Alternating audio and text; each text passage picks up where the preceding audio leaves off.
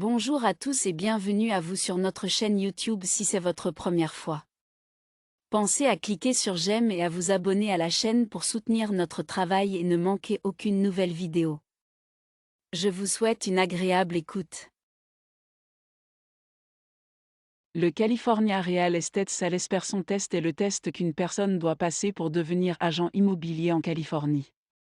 Dans cet article, je vais partager mon expérience à ce sujet, tant l'atmosphère du test que les questions du test, que j'ai passé en juillet 2014. Je pense que c'est important car lorsque j'étudiais pour passer le test, j'ai trouvé très peu d'informations dignes de confiance. Ce manque d'informations m'a rendu très inquiet de ce que j'allais rencontrer lors du test. De plus, il y a deux façons différentes de passer le test, par écrit ou par voie électronique. Mes impressions sur le test sont celles de la version électronique et je pense que cette dernière est la meilleure. Toutefois, il s'agit dans les deux cas de tests à choix multiples comportant les mêmes questions.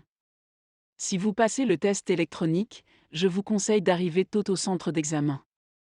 En effet, il se commence à laisser entrer les gens dans la zone d'examen une demi-heure plus tôt. Une fois à l'intérieur, vous pouvez commencer votre examen immédiatement.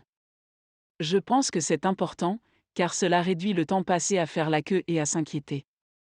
En outre, la plupart des gens ne remplissent pas les documents requis avant d'être arrivés au centre d'examen. En arrivant tôt, vous pourrez le faire.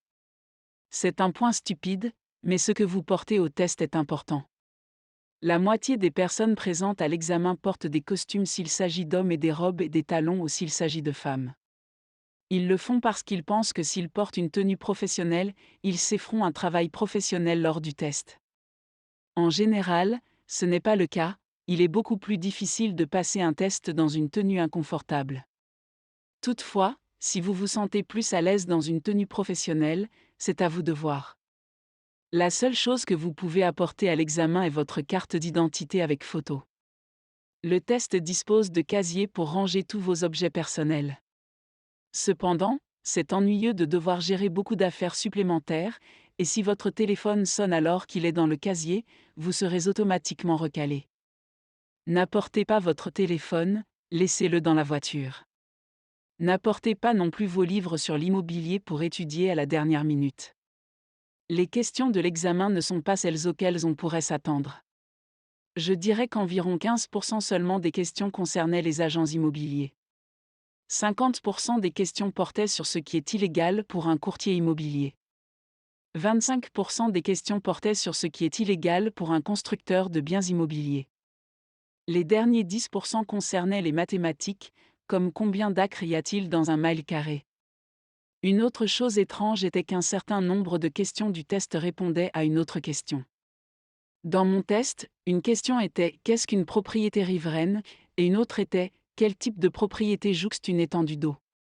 Comme vous pouvez le constater, le test contient très peu de choses qui sont réellement importantes pour les agents immobiliers.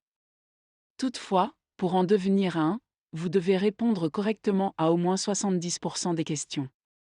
Même s'il s'agit d'un test à choix multiples qui ne prévoit pas de pénalité pour les devinettes, si vous étudiez uniquement ce qu'un agent doit savoir, les questions bizarres peuvent rendre ce test très difficile.